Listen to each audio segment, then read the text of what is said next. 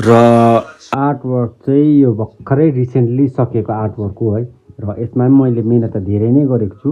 र यदि आइडिया भएन भने चाहिँ कसरी चाहिँ अब कस्तो उयो अब धोका हुन्छ भनेर चाहिँ आज म तपाईँलाई देखाउँछु है। यो चाहिँ मैले क्यानभसमा गरेको। यसलाई चाहिँ जति नै काचाकुचुक बनायो भने पनि त्यसको बादमा पानी हाल्यो भने पनि यो केही बिग्रिँदैन यसको है।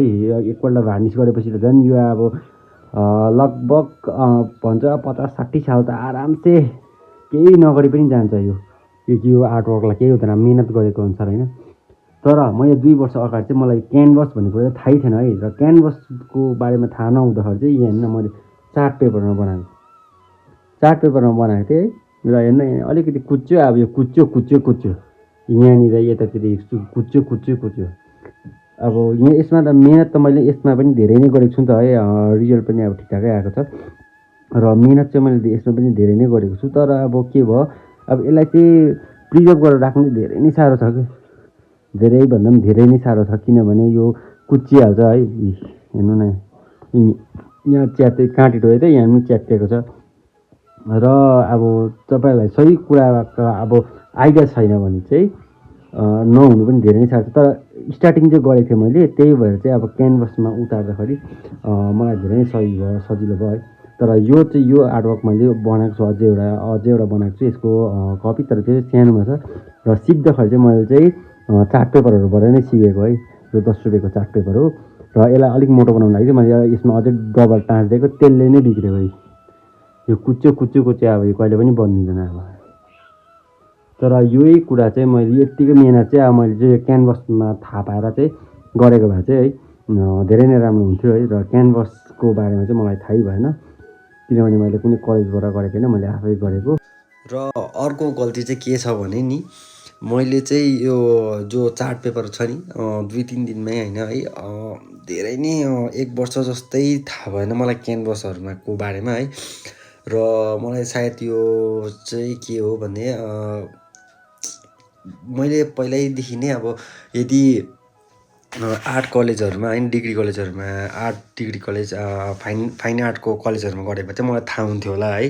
तर मैले आफैले ट्राई गरेकोले गर्दाखेरि चाहिँ मलाई थाहै भएन। र अर्को चाहिँ यो पेन्टिङहरू चाहिँ नि मैले कमसेकम 1 वर्ष जस्तै लगातार चार्ट पेपरमै गरेँ। र त्यही भएर चाहिँ मेरो 5-6वटा पेन्टिङै अब त्यस्तो भयो कि अब यो चार्ट पेपरमा, अरू त यो हनुमानको या कर्सियङको जतिको चाहिँ बिग्रेको छैन, सही सलामत छ। तर अब यसलाई पनि प्रिजर्भ गर्नु चाहिँ बहुतै साह्रो लाग्यो क्या मलाई चाहिँ चार्ट पेपरमा चाहिँ।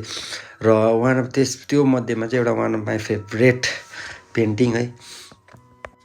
र चार्ट पेपरको गरेको वर्कहरूमा मध्ये होइन, मेरो चाहिँ एकदमै फेभरेट र मेरो कि आर्ट करियरमा चाहिँ होइन फर्स्ट चाहिँ अब कपीबाट चाहिँ म चाहिँ यस्तो त्यो ठुलो झन्डै यो चार्ट पेपर झन्डै A3 साइजको होला है, A2 साइजको होला यो चार्ट पेपर, सायद A2 साइजकै हुन्छ मेरो विचारमा।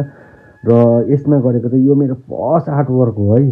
तर यो पनि के छ भने चाहिँ यसको पनि सबैभन्दा नराम्रो मलाई उयो चाहिँ के लाग्यो भने चाहिँ होइन, यो पनि मैले चार्ट पेपरमै गरेको छु, चार्ट पेपरमा गरेको छु। र यसलाई पनि प्रिजर्भ गर्नु चाहिँ एकदमै साह्रो छ है, एकदमै साह्रो। अब यसमा पनि मैले मिहिनेत त नगरेको होइन नि, मिहिनेत त यस्तो मजाले गरेको छु है। यहाँनिर हेर्नु न, स्याडोहरू र डिटेलिङहरू यहाँ झोलाहरूमा एक-एकवटा यो स्टकहरू है, डोकोहरूको स्टक। र यहाँनिर हेर्न, यो आर्टवर्कको मेरो सबैभन्दा फेभरेट उयो चाहिँ के लाग्छ मलाई, यो रुख लाग्छ कि त्यति बेला चाहिँ मलाई यो रुख बनाउँदा एकदम राम्रो अचिभमेन्ट लागेको थियो क्या। र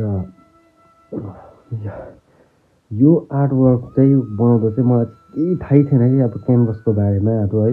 र यो चाहिँ मेरो फर्स्ट ठुलोमा बनाएकोमा हो।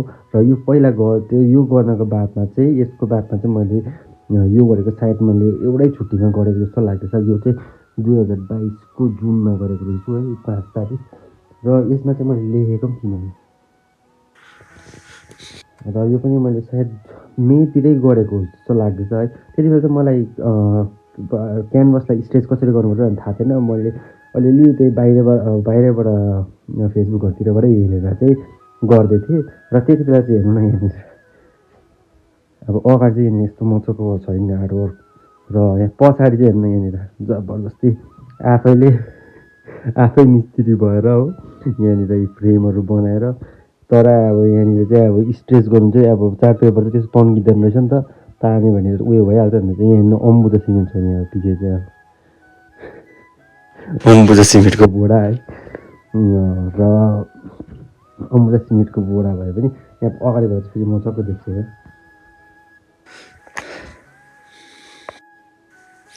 यो पेन्टिङको चाहिँ सबै कुरो सबै ठिक छ है, यो सब बाँकी सब खालि यो चाहिँ यो खालि चार्ट पेपर भएर मात्रै यो अब ज्यादा प्रिजर्भ गर्नु सक्दैन भनेर अब ज्यादा लामोसम्म टिक्दैन होला जस्तो लागेको मात्रै हो मलाई है। र यो पेन्टिङकोलाई पनि म अब जतिसक्दो प्रिजर्भ गर्ने कोसिस गर्छु है। र यो पनि अब यत्तिकै बसिरहन्छ, यदि कोही पनि इच्छुक छ भने किन्नु सक्नुहुन्छ, तर यो चाहिँ नकिन्नु होला। म अर्को क्यानभसमा उतार्ने छु, त्यसको बाद म सेलको लागि तपाईँहरूलाई म बताउने छु। यदि तपाईँहरूलाई मन पऱ्यो भने कमेन्टमा पक्का बताउनु होला। र अब चाहिँ जति पनि मेरो आर्टवर्क आउनेवाला आर्टवर्कहरू हुन्छ है, र यो त्यसमा चाहिँ मैले जति पनि कमिसन आर्टवर्कहरू जति पनि दिएँ त्यो चाहिँ सबै मैले क्यानभसमा बनाएर मात्रै देख्छु है। कसैलाई मैले चार्ट पेपरमा बनाएर देख्छु छुइनँ। क्यानभसमा गरेको पनि मैले लगभग 1 सालभन्दा 1.5 साल जस्तो हुन लाग्यो। 1.5 साल पहिलादेखि चाहिँ मैले क्यानभसमै एकदमै मजाले गर्नु थालिसकेको छु। र कसैले भन्नुहुन्छ है मेरो पेन्टिङको प्राइस हेभी हाई छ भनेर, किनभने पेन्टिङको प्राइस त हाई हुने नै हुन्छ, किनभने आर्ट मटेरियलहरू पनि एकदमै महँगो छ है। र प्लस क्यानभसमा हालेर र म त्यसलाई भार्निस गरेर तपाईँहरूलाई प्रेजेन्ट गर्छु, र त्यसको चाहिँ क्वालिटी चाहिँ एकदमै राम्रो हुन्छ। तपाईँहरूले एकपल्ट चाहिँ इन्भेस्ट गर्नुभयो भने चाहिँ त्यो चाहिँ अब तपाईँको लाइफभरिको लागि एकदमै तपाईँहरूले फ्रेम गरेर चाहिँ राख्नुपर्छ। बस त्यति नै हो। यदि आजको भिडियोको मेन मोटिभ चाहिँ के थियो भने होइन, मेन कुरो चाहिँ हो स्टार्टिङ गर्नु है। जब मैले चार्ट पेपरमा भए पनि स्टार्टिङ गरेँ, र आज चाहिँ म यो क्यानभसहरूमा गर्न तयार छु। यो जो पेन्टिङ छ नि, यो पेन्टिङले चाहिँ मलाई मोटिभेसन गरेको थियो कि ठुलो स्केलमा पनि तैँले गर्नु सक्दो रहेछस्, ड्रइङ कपीमा मात्रै होइन रहेछ भन्ने चाहिँ यो पेन्टिङले मलाई मोटिभेट गरेको थियो। र यति भन्दै यदि तपाईँलाई पनि यस्तो आर्टवर्कहरूको रिलेटेड भिडियोहरू मनपर्छ भने चाहिँ मलाई फलो गर्नु होला है। र भिडियो म कन्टिन्यू ल्याउने कोसिस गर्दैछु, तर मेरोमा त्यस्तो टाइमै हुँदैन, किनभने आर्टवर्क म प्रायः आर्टवर्कको बारेमा नै भिडियो ल्याउँछु। र भिडियोमा आर्टवर्क म एउटा पेन्टिङहरू तयार गर्न नै लगभग है मलाई 1 हप्ता 1.5 हप्ता लाग्छ, किनभने म दिनभरि त्यही आर्टवर्कमा कन्टिन्यू त गर्न सक्दिनँ। त्यही भएर चाहिँ आजको लागि चाहिँ यति नै भन्दै है, फेसबुक एल्गोरिदमले चाहिँ 4-5वटा भिडियो हाल भन्छ है, बिना त्यो टाउको न पुच्छरको कन्टेन्ट पनि हाल्नु भएको छैन अब है। र फेसबुकको एल्गोरिदमलाई त्यस्तै आफूतिर चल्छ है। म आफ्नो एल्गोरिदम आफैतिर चलाऊँ भनेको है। र त्यो भन्दै आजको भिडियो यहीँ समाप्त गर्न चाहन्छु। र स्टे सेफ, गुड नाइट।